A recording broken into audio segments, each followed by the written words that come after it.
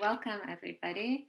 My name is Elisa, and I am a former master's student in the Capacity Development and Extension program at the University of Guelph, and also a former research assistant with the Canada-India Research Centre for Learning and Engagement. It's wonderful to have you all here for today's webinar. Circle was established in February 2020 at the University of Guelph and aims to be an interdisciplinary nucleus in Canada for cutting-edge research on India and the Indian diaspora, to showcase, advocate, catalyze, and foster an equitable, respectful, and sustained exchange of knowledge between Canadian and Indian scholars on complex and emerging and unexplored topics related to sustainability and social and economic well-being. You can visit Circle's website at canadaindiaresearch.ca.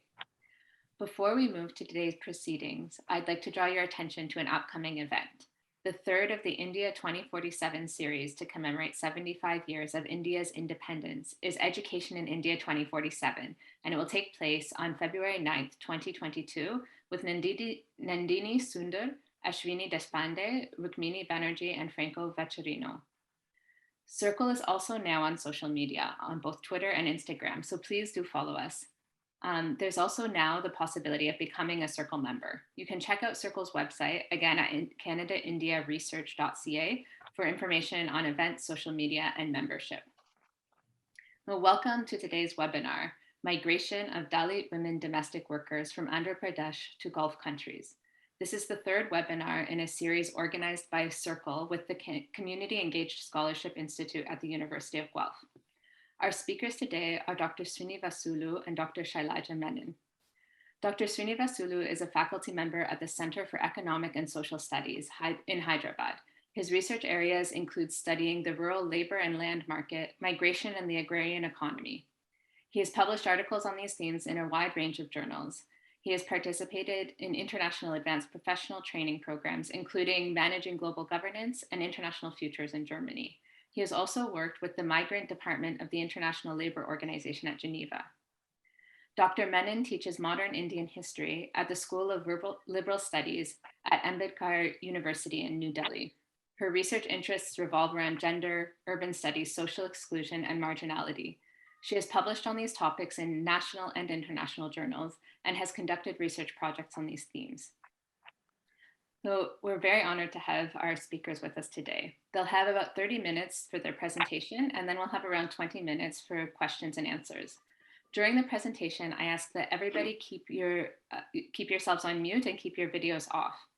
During the Q&A, if you have a question, you can wave your hand, you can click the raise hand icon at the bottom of your screen, or you can type your question in the chat and I can read it out to the speakers. If you'd like to say your question yourself, you can turn your video on and of course unmute yourself at that time. Please keep your questions and comments brief so we can hear from as many people as possible. The event is being recorded with the intention to make it available via the Circle website. Okay, we'll now turn it over to the speakers. Go ahead, Shailaja. Yeah, thank you, Elisa, and warm welcome to everyone. It's indeed really, a very interesting evening because actually after this project, we are also, thinking of bringing out a decent publication out of it. And so the feedback and comments that we get from the audience here would really be helpful because, unless and until we get some critical inputs, we wouldn't know where we are going and what questions are still remaining unanswered. So before Dr. Srinivas starts his presentation, I'll just briefly introduce, the region that we are looking at. So as you know, this study, Migration of Women Domestic Workers to the Gulf, is based in Andhra Pradesh, and Andhra Pradesh is a state in southern India, the 10th largest in the country, and as per the 2011 census, accounts for 4.10% of the total population of the country. And the study, as part of the fieldwork, the study also reveals, the nature, the curious nature of literacy in the state, because though for especially when it concerns the scheduled caste population with which we are dealing with here, the literacy ratio is much lower than that of the general population. So if the state's literacy rate is 67.41, amongst the scheduled castes, it's only 64.47%. And again, that is also one of the reasons why Dalit women are not able to engage in the labor market. And another very pertinent issue that we found was, is also about the dropout ratio of students. So unfortunately, the SC enrollment ratio, that is the scheduled caste enrollment ratio, is around 82%. And this is as per the 2011 census. But again, the dropout rate is like almost half of it. And we don't know that in the last 2 years of the pandemic, this question would have become much more acute. And this is, so these statistics are part of the official records. And apparently the state itself agrees that it needs to do a lot of, investment in the social sector, because other issues like, maternal mortality, infant mortality, all those figures are much high. And, so the social sector is also the problem which many of the respondents faced in the study. And it is also revealed in the case narratives.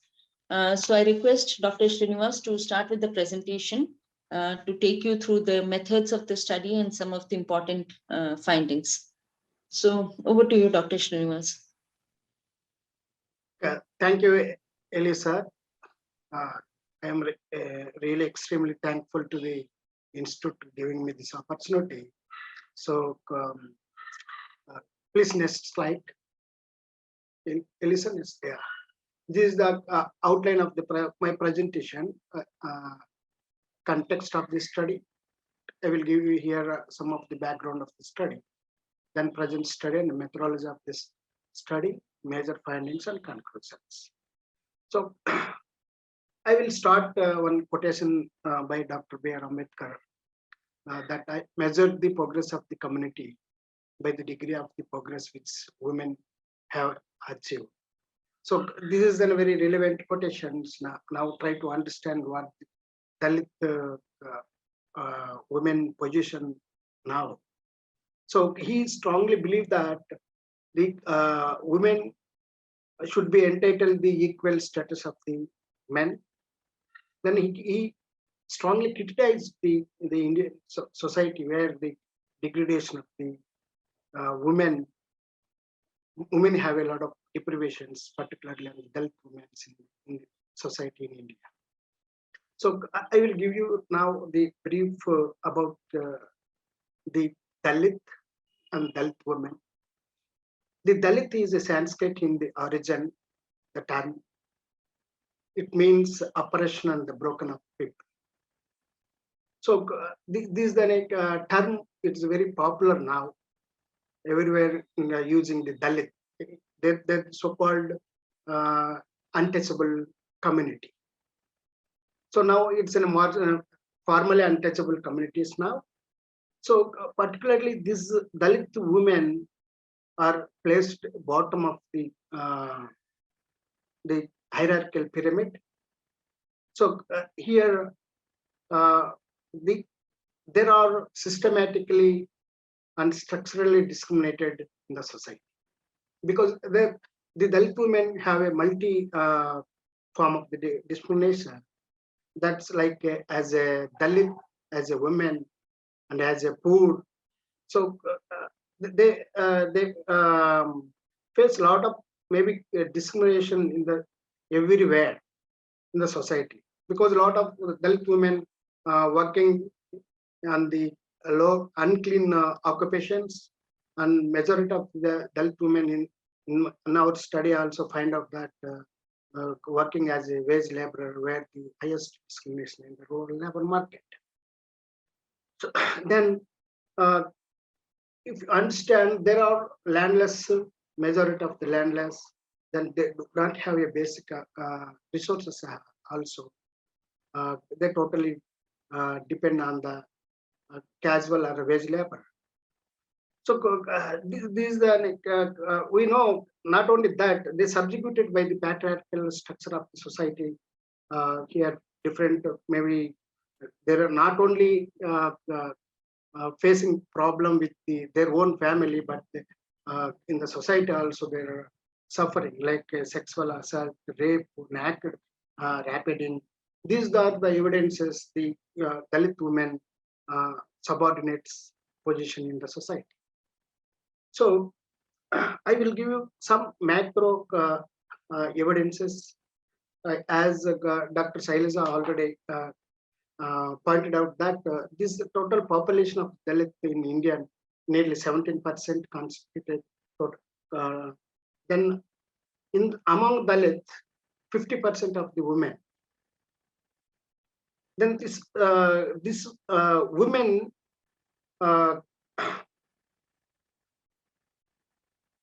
how much land they hold, if in terms of the land, if you try to understanding the human development indicators where their position, the women, particularly Dalit women position, if you understand, they still the 32% of the population living in the below poverty line, particularly in the Dalit.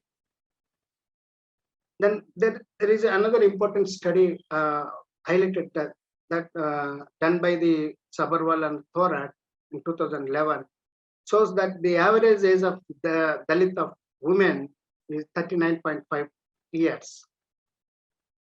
The 14.6 years lesser than the average women of the upper caste. The upper caste average, maybe Dalit, average age of the Dalit death, average age of the death, that life expectancy is 55 years.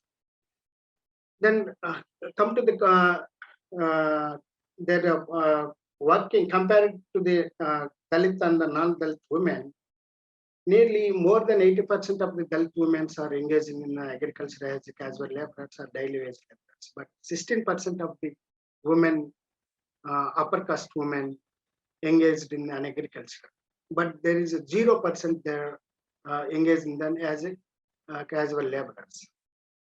In terms of the land ownership, here, see 60% of the 16% of the Dalit population, to compare it to maybe to the total non-Dalit population women, they have less than 2% of the ownership of the land. They, if they, how their maybe deprivation is, we try to understand. So the most of the Dalit women suffer extremely low level of the literacy and heavily depend on the wage labor discrimination, and heavily concentration on the unskilled and low paid activities and hazardous and manual jobs. So they have a lot of maybe violence and sexual exploitation being facing in the society. This is the their position. Then please, my this project, maybe this study focuses on the Gulf migration, their process, and how they maybe causes and outcomes of the Gulf migration. But today, this present this maybe we are together, Dr. Shailaja and myself, working on as a paper in this specific, particularly on the socio-economic conditions of the Dalit women. We try to understand here in the two parts what's the maybe local forces influencing to migration, and another part post-migration, what is the implications or impact on the socio-economic situation of the Dalit, particularly Dalit women. So this is the present study to try to understanding the two parts. So the local forces, what the local forces induce to the Dalit women to migrate from the village to Gulf. Then second part, we are looking implications. Next, please. So in the methodology, particularly the study adopted two methods, survey method and non-survey method. In the survey method, we canvass the questionnaire to survey the 130 women domestic workers who may be returned from the Gulf and presently working in the Gulf. That's it. We 65% of the households Dalit and 65% of the non-Dalit BCs and other castes, because here there is no sufficient number of the scheduled tribes. For this study, we excluded the scheduled tribes, lack of availability of the households. Then the study area already Dr. Shailaja highlighted. It's an Andhra Pradesh. In Andhra Pradesh, there is a Rayachoti. It's a Kadapa district, and Amalapuram region is an East Godavari district. This well-known Gulf pockets. Generally, a majority, maybe deprived community, women are migrated to the Gulf countries from this region. Then we adopt the snowball method and sampling method to identify the former and current women migrants in this region. So next, please. Yeah. So here, these major findings, we try to measure important findings, or try to share with you now. Here, it could be seen here, the education category is less than 35 years. The majority of Dalit migrant women fall under the group of the less than 35 years who are migrating. The non-Dalits is more than 35 years age they have. Then almost maybe 68% of the illiterates belongs to the Dalit community, and 42% of the literates have the non-Dalit, maybe highest illiterates come under the Dalit migrant households. Their majority of they cannot be able to read and study, but they're migrating. They internationally they migrate. Next slide, please.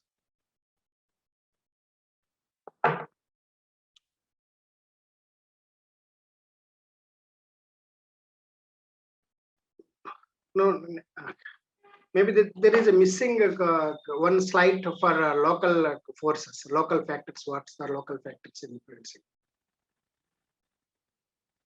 Maybe next methodology. No, not this.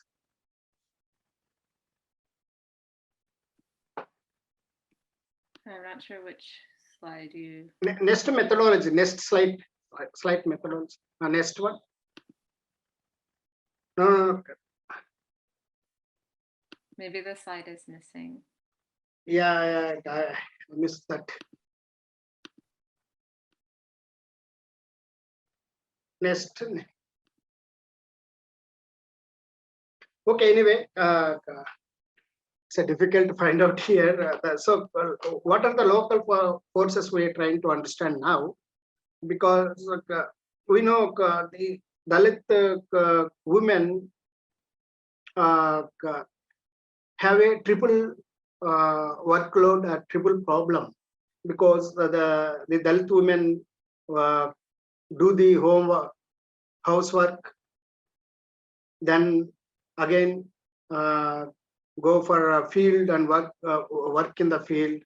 Then they will take care of children's. Again, come back to field. They work again homework.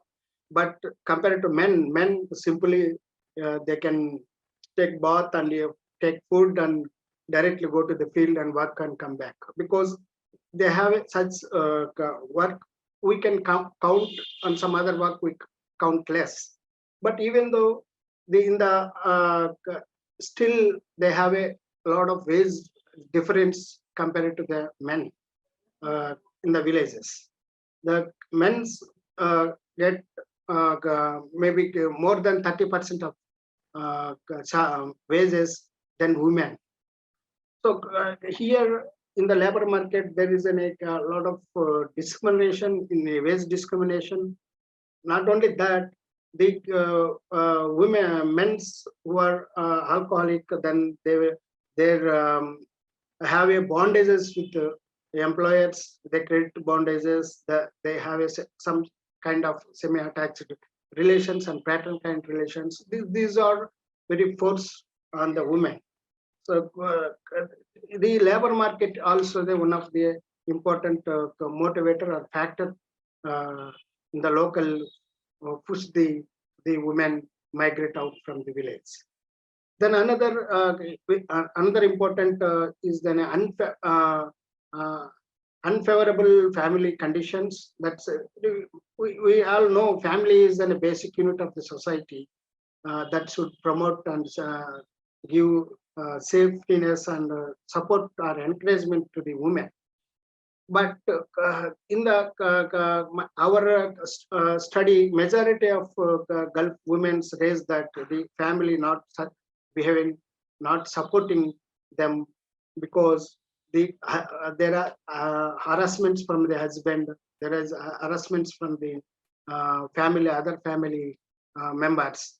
So this is the main reason they directly approach to the middleman who are the agent to then directly they asking to send them to Gulf.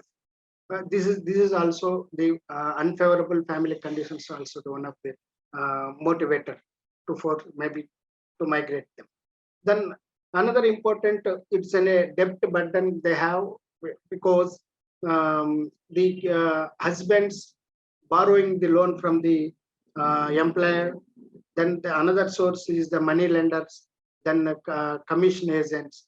So they have a overload of the debt burden. That is also one of the important reason they come out and migrate out from the villages. So these are reasons for the family the chronic poverty they have. They're struggling with chronic poverty. So these are major important local forces inducing them to migrate from the village to Gulf. Then the occupations, then we try to understand what occupations they're working and how they can, what are the sources in the local, what are the sources they mobilize income, their income. If you try, then I broadly classified broad 4 sources of the generating income. Then self-employment in agriculture, self-employment in non-agriculture, wage employment in agriculture, and wage employment in non-agriculture. These two we can compare before migration and after migration, what maybe the occupational pattern can would be changed or not. So the large number of Dalit women before migration that engaged in the unclean or polluting occupations like scavengers or sweeping, so etc. So you can see here, but I broadly classified in 4 sources, income sources. Then the data indicate that the large number of the Dalits engaged as agricultural laborers, because engaged as wage laborers in the agriculture sector, 90% of the Dalits. Whereas if you compare with the non-Dalit women, they're working as a self-employed in an agriculture. The zero, they're working as a wage laborers in agriculture. Agriculture, non-agriculture sector is a minimum number. If you compare after maybe migration, this is drastic change could be happen here. Now the migrant, Dalit migrant family members not much involved in the agricultural activities. They're shifted to self-employment in the non-agriculture sector and wage employment in the non-agriculture sector. They drastically withdraw from the agricultural activities. They quit agricultural activities. These are happening in both the regions. This is the major occupational pattern are changed due to the migration. The next slide, please. So these the remittances, the remittances is very important to try to understand where they use the remittances. The major portion of the remittances was used to repay the loan, the debt. Repayment, the debt is a major portion of in the Dalit or non-Dalit, both the migrants, they use major portion of their remittances to repay the debt. So here, and the only minimal amount of maybe appear here to use for the remittances for this household consumptions and their children's education, then for the health purpose is not that's a considerable amount. Then this is very good. The fact that the major portion they can maybe goes for the repayment of the debt. That means they are totally depend on the commission agents or middleman to mobilize the migration cost. So before going migrate, these all migration costs only taken as a borrowing or taken loan from the middleman with interest rate. Next slide, please. So here we can try to understand what maybe local reasons, local forces influencing the migrations. The percentage of Dalit migrants, majority of migrants express that the labor market discrimination is the main motivator to migrate out from the village. They in the both areas, they nearly 40% of migrants express that. Then non-Dalit, in the case of non-Dalits, that's a different case because they no more involved in the labor market. That's they discriminate. They do not have any discrimination and exclusion in the labor market. The percentage of Dalit migrants expects the unfavorable family conditions as a motivators. That's nearly 30% in the East Godavari and 48% of the women's in the Kadapa region. So there's about 5 minutes left. Just so yeah. So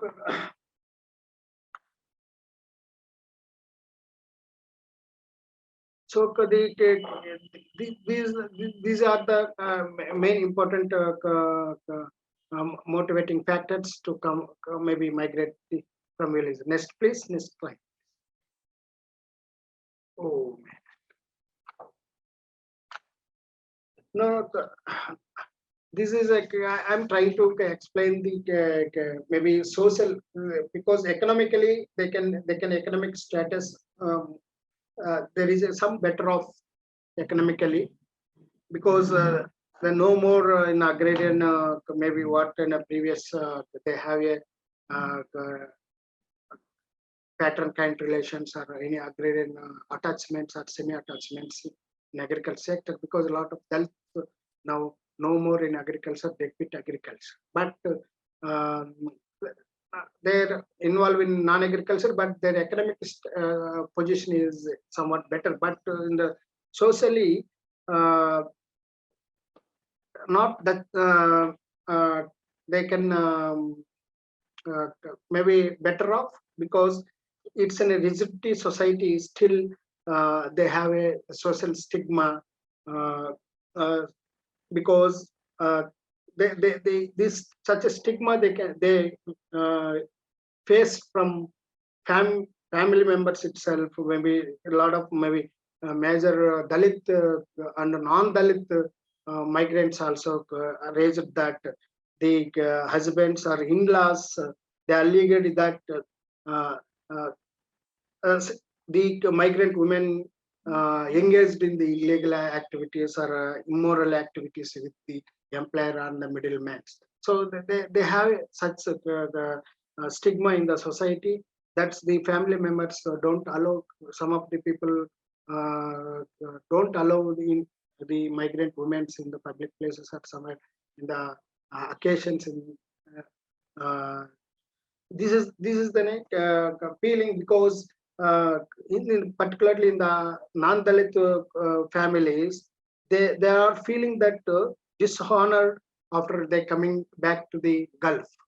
So they, I feel that they're not much social status improved due to the migration. Okay, thank you. Now I will, I request the Dr. Shailaja to take over. Thank you. Yeah. Yeah. Thank you, Dr. Srinivas, for giving that, the data, the larger, picture. And I would just like to share a few case studies which we got from the field, and, which actually are testimonies to the difficult socio-economic conditions. So one case study which is here on the screen, Ishurama. So again, as a woman from the scheduled caste community who's been working in Kuwait for the last 2 years, and she's the only woman from her village to have migrated to, Kuwait. And so her daughter works as a domestic maid there. The next slide, please.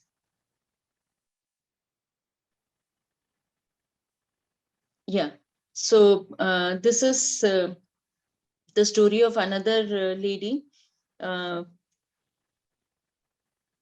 Yeah. So she points out that, she doesn't have any jobs in the village, and what to do? We can't sit idle. So the only option is to, look for migration. And so she says that within the Dalit community, the Christian Dalits, you can find many people from the community working in the Gulf, and that is how they also got the idea. And obviously, you need to take the help of agents who charge a lot of money for doing the paperwork. And, unless and until you pay them, things won't move.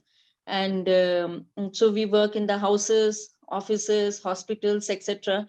So she said that she was first sent to work in a school. And then after 2 years, she was assigned housekeeping duties in a hospital.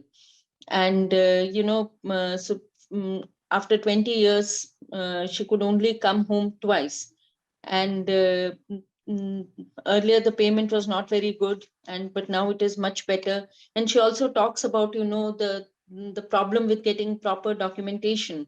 And there's always the risk of deportation, and how she had to pay 20,000 as security deposit in the airport. So along with, the normal hassles which lie when you, which always crop up when you migrate to a different country, it's all compounded because of their low literacy levels, and they don't really understand the paperwork that is involved.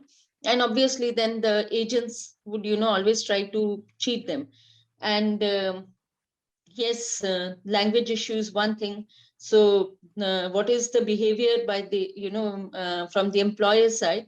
So this lady pointed out that, yes, some owners do behave properly.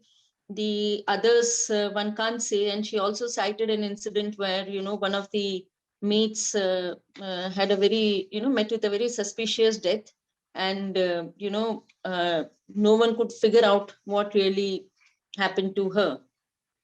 Yeah. The next slide, please. Okay, we're just out of time.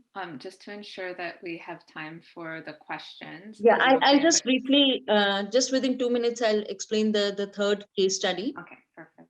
Yeah. So this is, I'm not, reading out the entire case study, but what really struck us was, this gentleman says that he and his wife worked in Kuwait for 15 years and they came back, and his wife went again later. And then unfortunately, he says his wife was murdered, and he couldn't, figure out what has really happened. And unfortunately, since he could not, do anything to secure justice, the only option for him was to get whatever compensation was being offered. And, he took that compensation and came back. And he did not even disclose how much money he got, but he only said that he has deposited the money in his children's names. And many women migrants in the survey were also very reluctant to share, any bitter experiences that they might have had with their employers. Yeah. So this are some of the case studies that we would like to share here. And we welcome any questions and observations. Thank you very much, Dr. Sreenivasulu and Dr. Menon, for your presentation. We'll open it up now to questions. Just a reminder to keep yourselves on mute and video unless you're asking a question.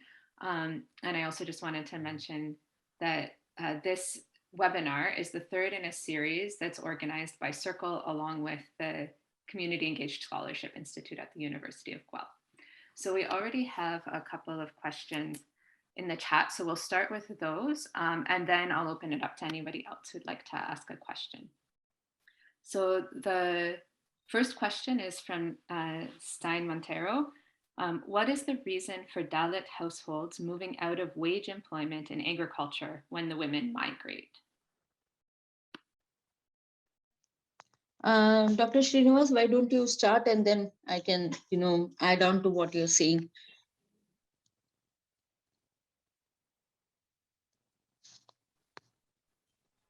Could you repeat once again, please? The question is, what is the reason for Dalit households moving out of wage employment in agriculture when the women migrate?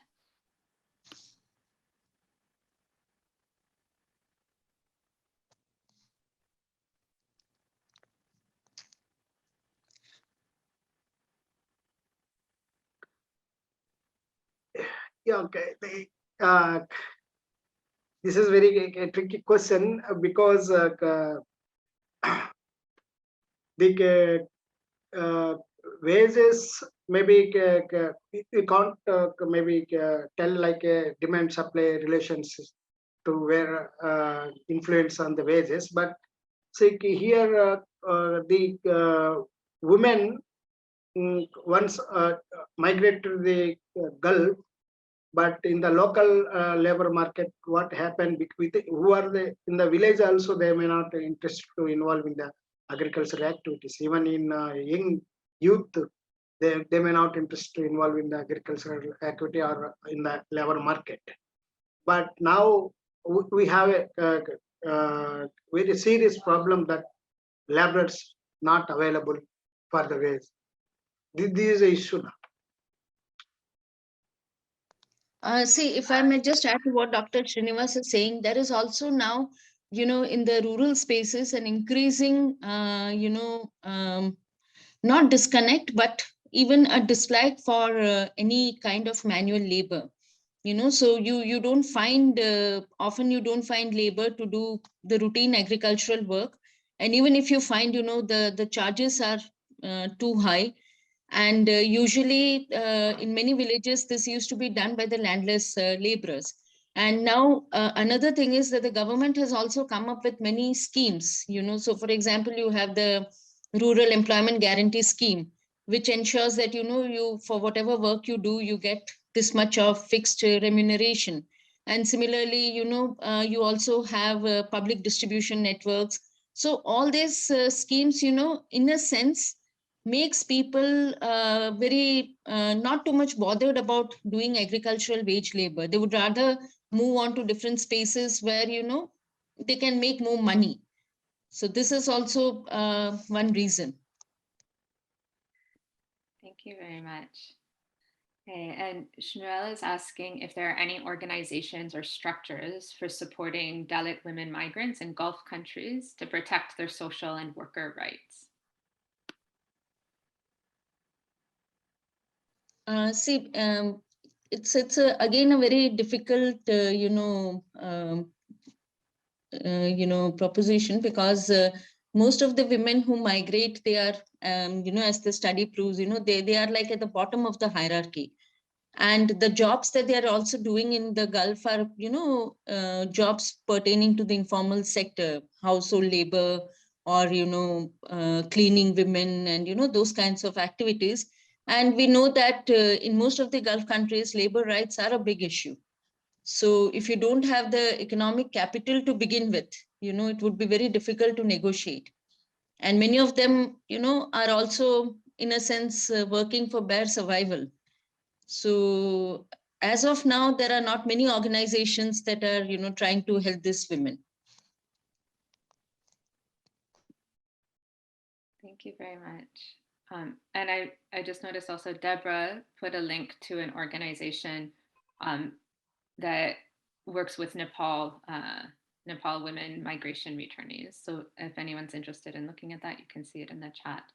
And the next question is also from Deborah. She says, I'd be interested to know what the effect is of this migration on left behind children, especially considering that majority of Dalit women going abroad are under 35.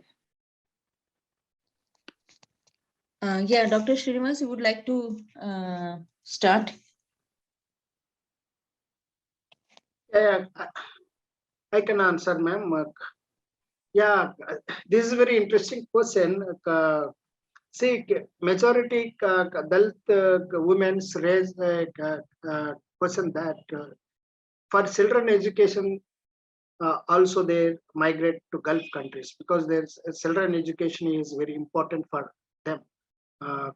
That's why a lot of children they're studying in the private schools now. So we have evidence also that nearly more than 10 to 15% of their remittances invest on the children's education. So the majority the Dalit women who are under the 35 years says their children studying in the private schools, they are very well. Good.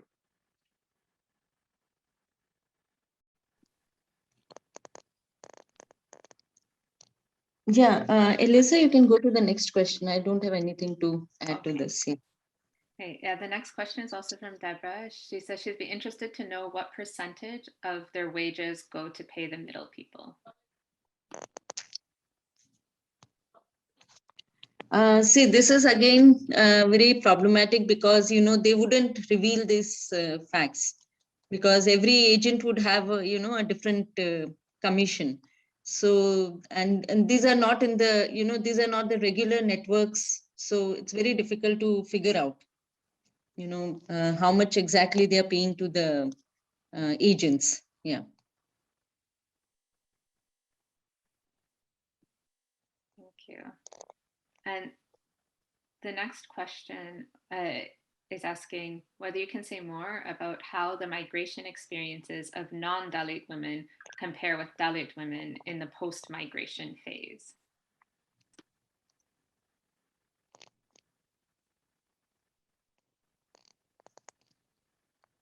Yeah, Dr. Srinivas, will you start and then I can add my response also. You can answer, ma'am. Okay, fine. See, in the study, one thing is that for most of the Dalit women, one major finding was that even after they come back and they invest their hard-earned, resources for the family, none of them have land titles in their name. So most of the money is spent, as Dr. Srinivas pointed out in his research, most of the money is spent in, paying back the credits, the debt that the family has incurred. And often, again, they have to travel back to, earn more money. So in that sense, it's not that they, so far as we have found out, they are not actually enjoying the fruits of their labor, if you put it that way. That is what we got from the conversations, the field. Yeah. So compared to the other women, who are a little bit more economically stable. Thank you very much. And Deborah has a follow-up question asking about why the Dalit families are choosing to send their children to private schools. Dr.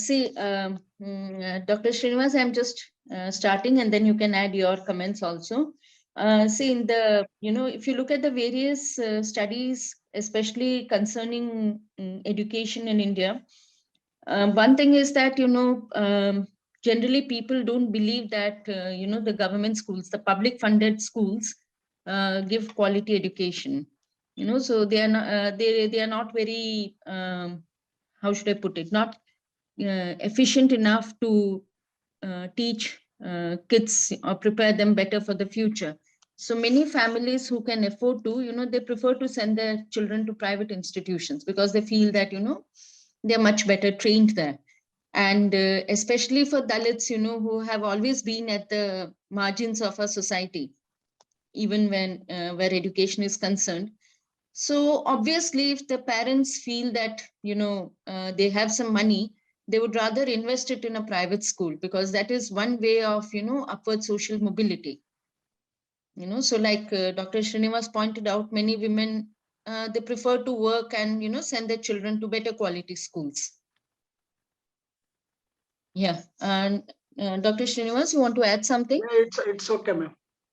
Okay. Yeah. Okay. And the next question from Fahad is, did your data say something about Dalit women facing casteism from the Indian diaspora in the Gulf?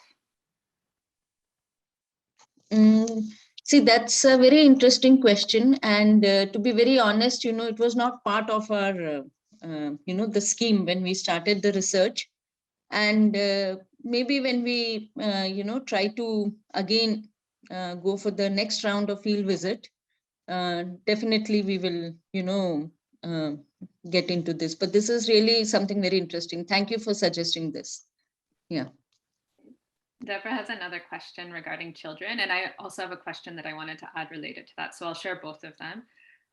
So Deborah says, I'm thinking about the children again. On average, how long are the women staying abroad, and who is looking after the children? And my question is related. Did you see in your study whether the social and economic conditions of the children of the next generation improved, or if the same conditions repeated themselves generation after generation? Yeah. Dr. Srinivas, why don't you start, and then I'll also add to it.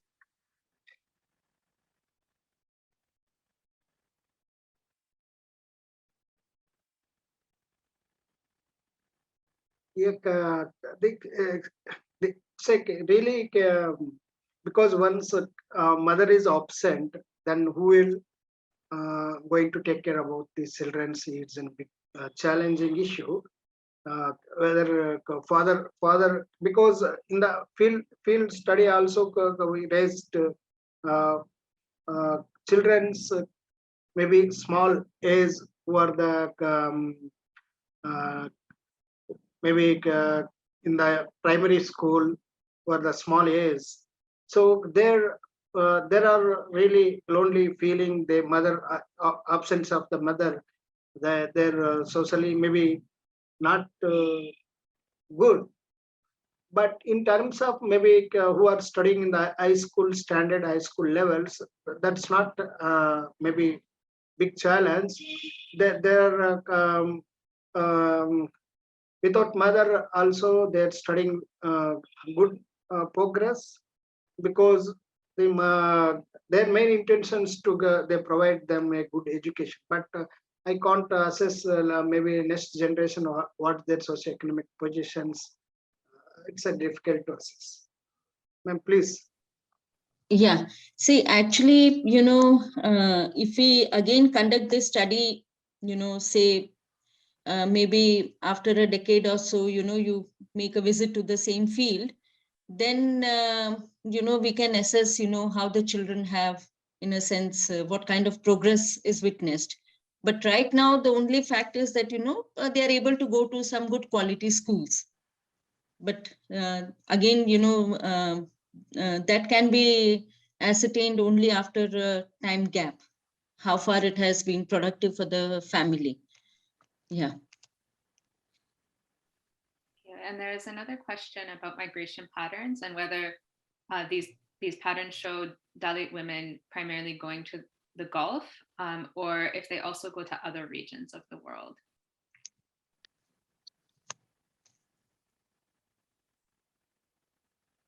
Dr. Srinivas, would you like to start? Now you can answer, Okay. ma'am. Yeah. See, the thing is that these, migrations, in a sense, it starts with, one person going, and then there is a chain process, you know that person, or the agent, and that's how it works. So right now, these people are only looking at the Gulf because that is the only, one can say, strong economic zone, much closer to India.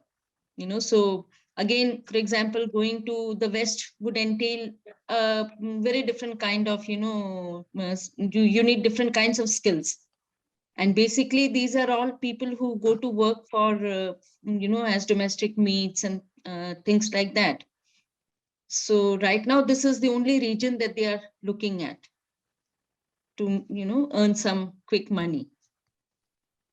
And just a follow-up question is whether this migration is continuing today during the pandemic, or if the pandemic has affected the migration patterns at all.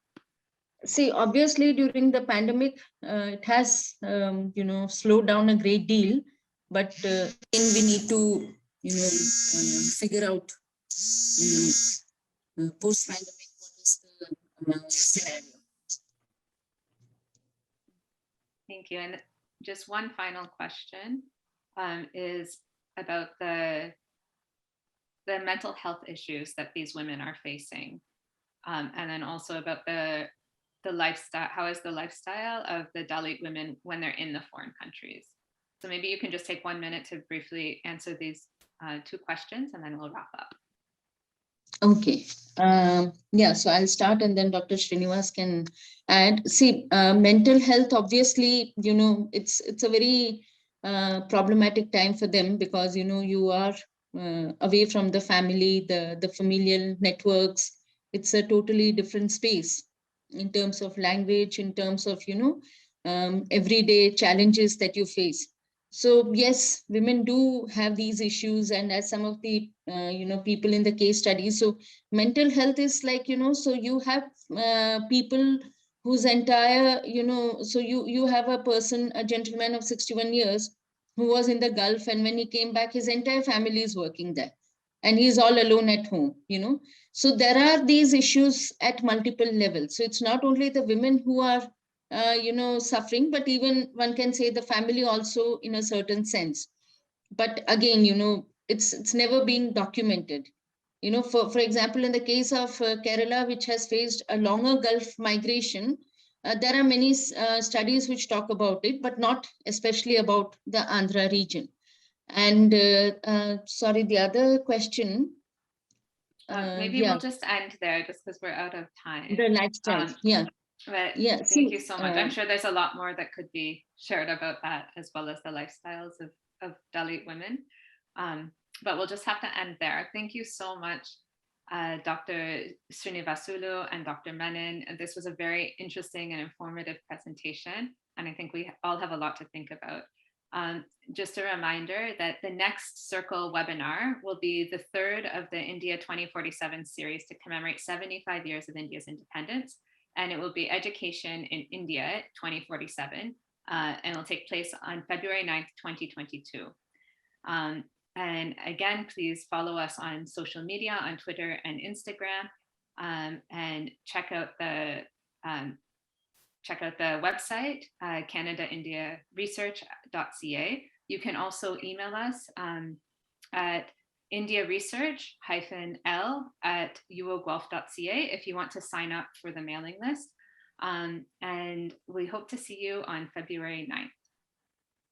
Thank you to the audience as well. Thank you very much. Yeah.